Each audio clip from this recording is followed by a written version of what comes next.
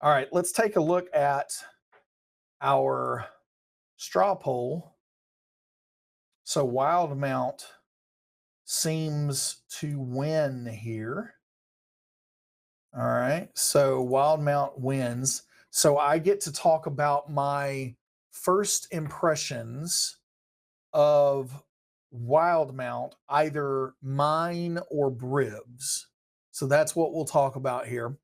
Basically, what I'll start saying with Wildmount is first of all, Wildmount is just such a beloved setting that Matt has put together here, and I think the entire world of Exandria is a fascinating playground and sandbox. And I think that where I would fall on the spectrum of world building as a dungeon master at this point in my play style and where I am in my life and everything else is I actually am going to fall far more on character driven sessions with my players than setting driven sessions. All right.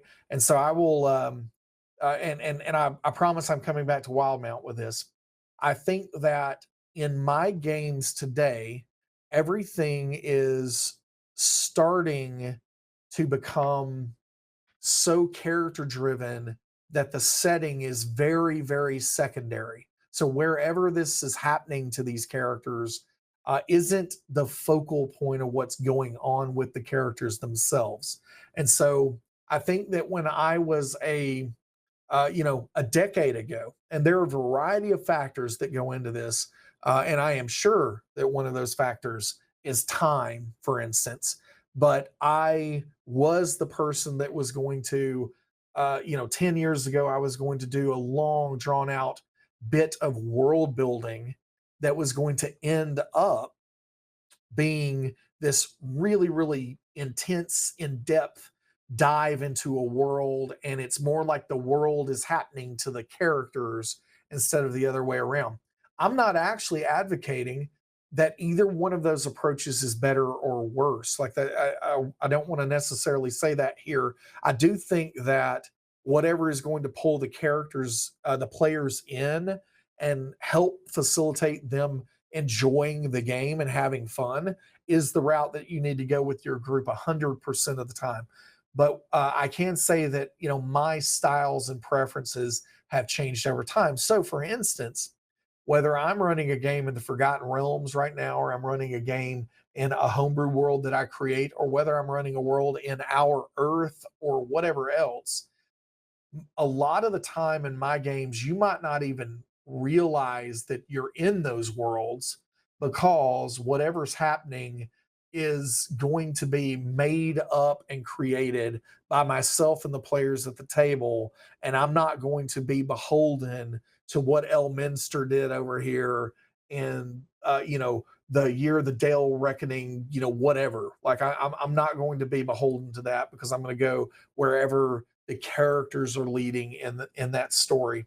But I have seen games and I have ran and played in games years ago where that was a totally different thing. And that was very enjoyable as well because it's, learning this lore and immersing yourself in the circumstances and situations and the history of what has happened in that world, again, is a fascinating thing for some players and they love it. And it definitely is motivating as a dungeon master, and it's a very fun exercise for a dungeon master. So another example I'll give here is I have made it no secret that I am a big fan of the television show The Expanse.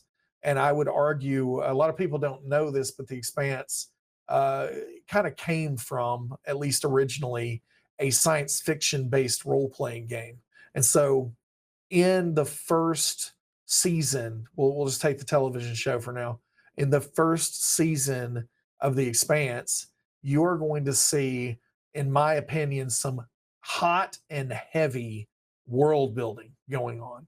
And in fact, I've seen some folks that I've said, hey, you've got to watch The Expanse, come back after 2 or 3 episodes and say, I can't get through this. Like this is it's too dense. There's too much exposition. There, things are flying at me too much. And oh, by the way, I don't care anything about the characters. Like I kind of hate all of them, right? And so what I think is going on there, and one of the reasons that I, for instance, love it, like even in those early episodes, is because there's an immense amount of world building that is going on in those first few episodes. And it really is at that point in time, like the world is happening to the characters instead of the characters are, from the inside out impacting the world around them. Right. And so I think that The Expanse is a really good example, especially early, of very, very strong world building. And some individuals are going to love that. And I do, for instance. But then I think that if you follow the show along, you're going to start to see a transition where the characters are happening to the world much more now. And I think that that is really, really typical for a role playing game.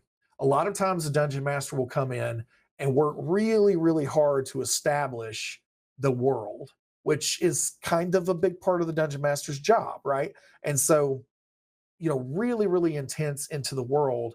And then as you get further and further into that story, you see this fascinating change of where the world is happening less to the characters, and the characters instead are happening to the world. And that change starts to happen. This is one of the things with an official published adventure that I find fascinating as well. I love the storylines that are coming out for Dungeons and Dragons. Really, really compelling. The one for this year is going to be amazing. People are going to love it. All of these stories are great starting points for me and my groups, but my players exercise so much agency in what their characters are doing.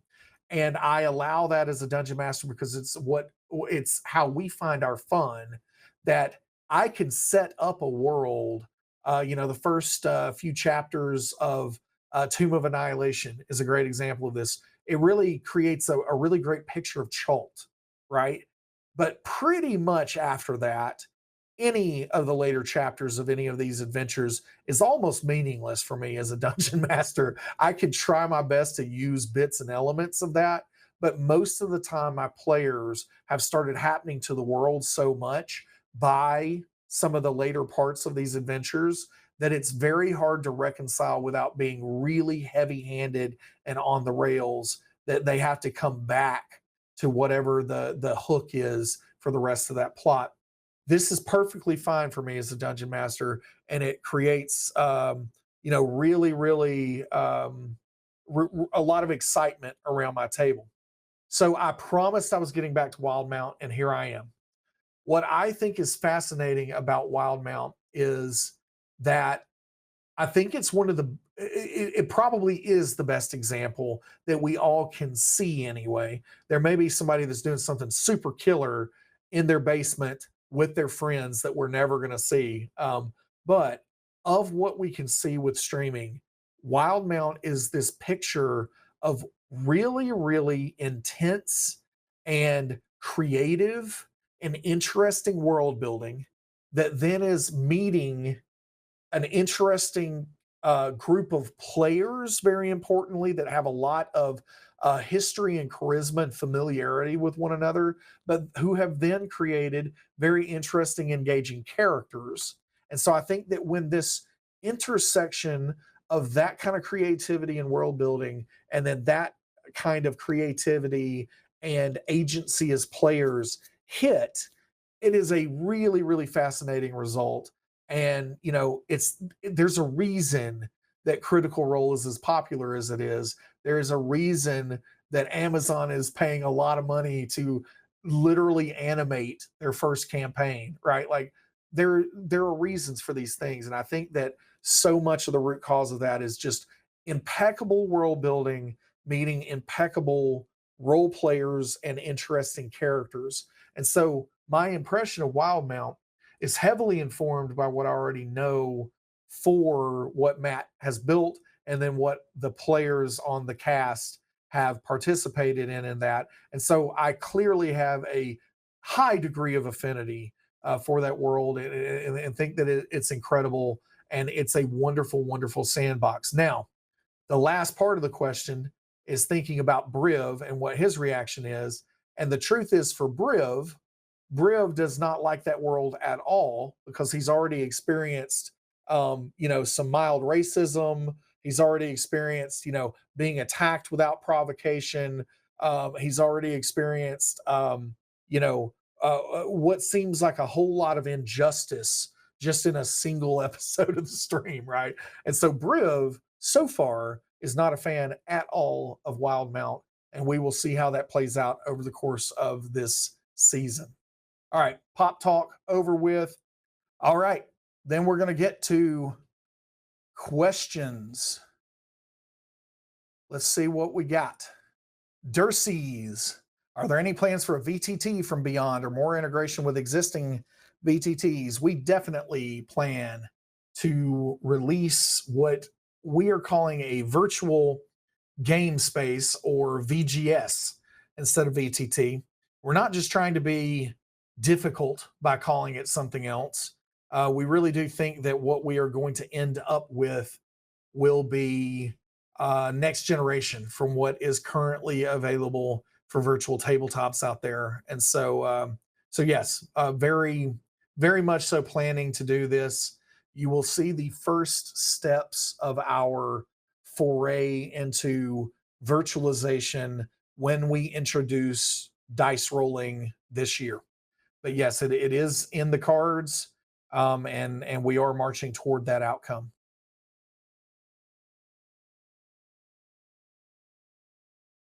Restless Dead, when is the initiative tracker going to hit? Or hold on one second, I need to remove this little chat window thing because I can't see the rest of the question. There we go. When is the initiative tracker going to hit, or can we get access to pull JSON into an app even every 30 to 60 seconds? We're loving using D&DB for DDB for our table. D&DB, a note on branding. It is DDB anytime you are abbreviating D&D Beyond. Note on branding completed for our table, but need a single pane of glass to see all health. So the initiative tracker is going to come out as soon as we are ready for it to come out. And so I don't give dates here, but I can tell you, as I showed you a little earlier, it is a real thing and it is starting to materialize. And I really, really hope that I can talk more about it and have an actual date for you really soon. But yes, it is something I think that is, once it happens, it's going to be indispensable for groups. And we're already seeing, like, using it in a very unfinished, state. It's already having a really, really big impact at the table. So I hate to do it yet again, but it is going to be soon, trademark. And we are going to be able to talk more about it very, even sooner than that. We're going to be able to give you an indication.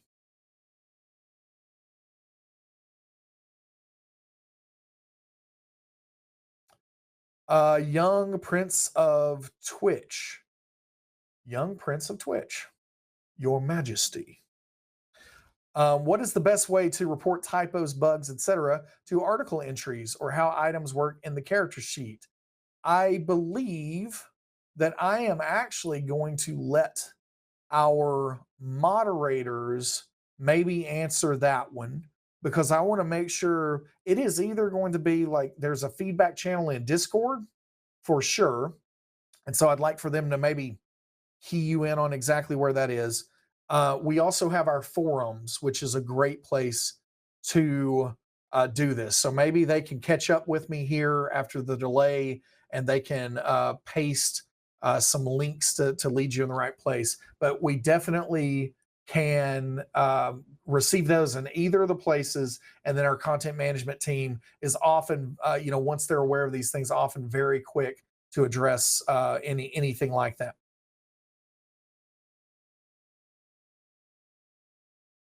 Cosplay right. Is there a fix on the way for the homebrew search that doesn't show sub races we create? when we search for them by any filter? I cannot specifically answer that question, but if you have reported it, it is certainly on the list. And we've actually started going through this in the last couple of weeks. We have a larger list than we would like for some character, for some of these kind of smaller issues. And we're going to hopefully be able to divert some time and start tackling some of those in between some of these bigger rocks that we're moving.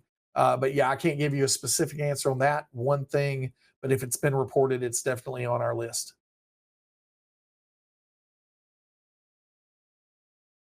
Bad 007. Will NPCs be able to be added to the party to determine challenge level in the encounter builder? Lulu and Rhea from Avernus come to mind. So Lulu, and if they are monsters, then they should already be able to do what you describe. Are they monsters? I don't know. Let's see.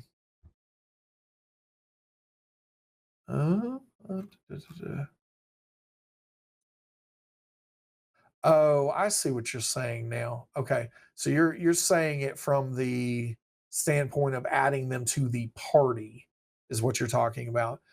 So that is something that at this point I thought you meant as enemies. That was my confusion. So because yes, obviously Lulu, I know who Lulu is. I thought that was somebody else for a second. So Lulu better not be your enemy. Seriously, Lulu better be your friend. So basically, with an encounter, you are able to, with that, let's see, where is my edit?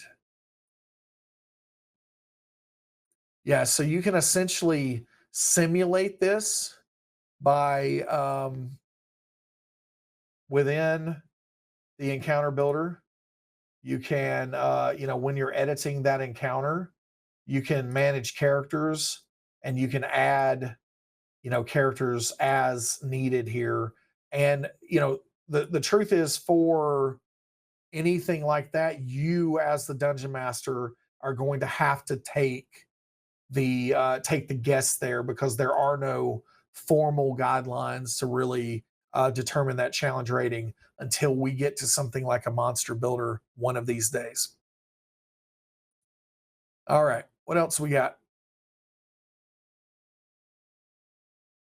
With Sith Adipose. With Sith Adipose. When will we find out more about this Cortex thing? You will find out a whole lot about Cortex, not in a D&D Beyond development update, but I would say keep your eyes peeled in February, and some things are going to start happening for Cortex. Exciting things. What, sirs? When do the thanks codes for DDB expire? End of this month. So that is tomorrow. Tomorrow, codes expire tomorrow. It's only a day away. So get it while it's hot.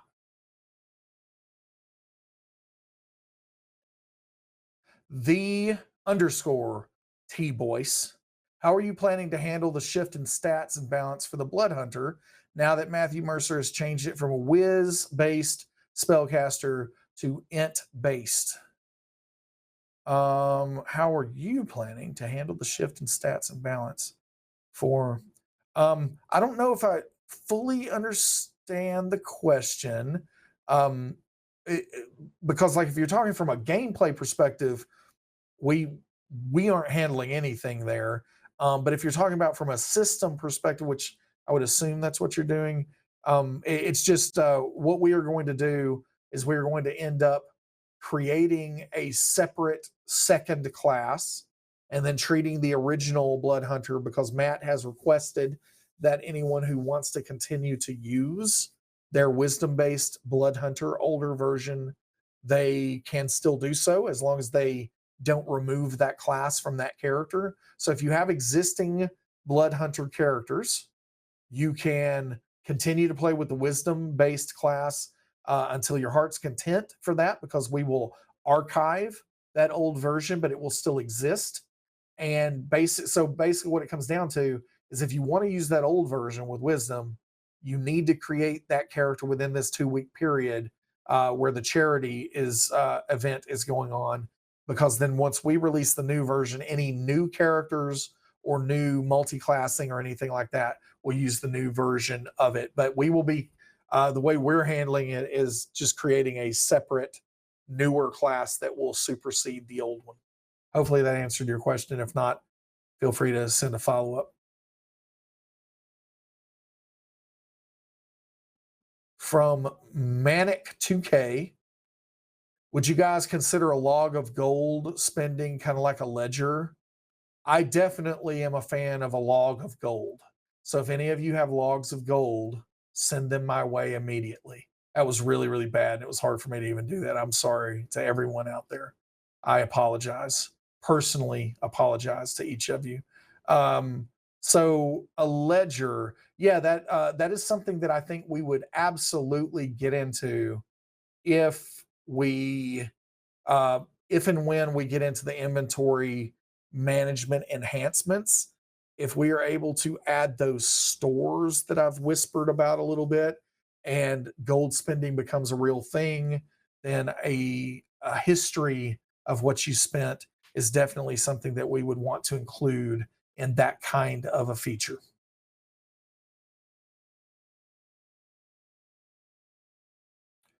Synchronized. That's cool. I like that name. Has it ever been considered to add a feature to DDB that would allow DMs to make more elaborate notes and share with other DMs, even possibly directly in line in the digital source books? Yes, it has been strongly considered. And I shared a few weeks ago that we had a hackathon, and I'm bad with time, so it may have been like a few months ago, to be honest. But yeah, I shared that we had a hackathon and a team put together a really interesting proposal for notes that we're going to be taking a serious look at in the future.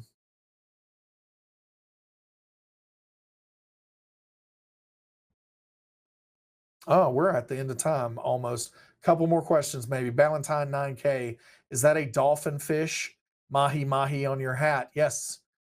Well done with your fish anatomy or whatever that would be. It is a mahi mahi on your hat, on my hat, not your hat. You're probably not wearing a mahi mahi on your hat.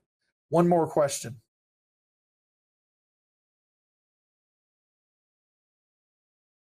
Tavir P will freely ever get to the ice cream plane. I seriously doubt that will ever happen. And even if it did happen, I don't think he would be happy there, because Briv would likely eat and or destroy or desecrate all of it before he had a chance to move. All right. I think that's all the time that we have for today. Thank you all very much for the questions and for hanging out with me for this hour. Really appreciated. We will talk to you. Let's see. Am I here next week? Yes. We will talk to you next week. See you then. Later, Gators.